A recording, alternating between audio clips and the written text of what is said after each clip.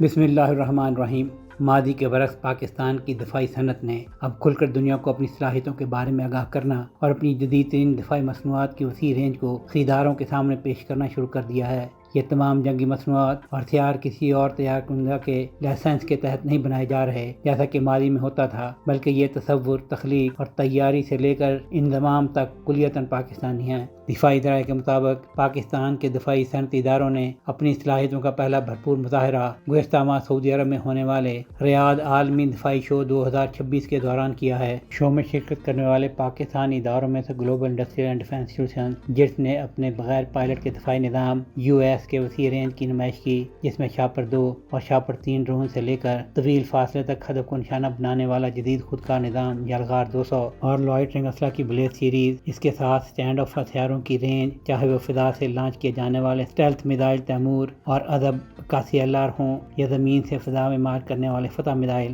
یا پھر فضا سے فضا اور زمین پر مار کرنے والے اسمیش میزائل کی سیریز ہو، یہ سب وہاں موجود تھے۔ اور ان کے علاوہ عظم میزائل سیریز کی رینج بڑھانے کے لیے کٹس اور ریبٹ الیکٹرانک امدادی اقدامات سسٹم EMS اور دیگر آلات بھی وہاں موجود تھے۔ دفاعی ساز و سامان کسی شو میں ہیوی انڈسٹریز ٹیسلا HIT نے اس کی جانب سے سعودی عرب ملٹری انڈسٹریز SAMI کے لیے مکمل طور پر اپنے وسائل سے بنائی جانے والی 155mm 52 کیلیبر کی گاڑی پر نصب خودکار ہولڈر بھی پیش کی۔ اب یہ پاکستانی ساختہ ہتھیار نہ صرف پاکستان کی مسلح افواج بلکہ سعودی عرب کی طرح دنیا بھر کے خریداروں کے لیے دستیاب ہے۔ اس کے علاوہ ریاض عالمی دفاعی شو کے دوران Karachi shipyard and engineering works نے جناح کلاس کا پہلا فرگیٹ بنانے کا ٹھیکہ بھی دیا۔ یہ ایک مکمل طور پر پاکستانی ساختہ بحری جنگی جہاز ہے جسے ترکیہ کے تعاون سے ڈیزائن کیا گیا ہے۔ نئی نسل کے ان تمام جنگی ہتھیاروں اور مصنوعات میں قدر مشترک یہ ہے کہ انہیں پاکستان نے خود یا ترکیہ اور چین جیسے شراکت داروں کی مدد سے ڈیزائن کیا ہے، مگر ان تمام دفاعی مصنوعات کے تخلیقی اور دانشورانہ حقوق کے مالک پاکستانی ادارے ہیں،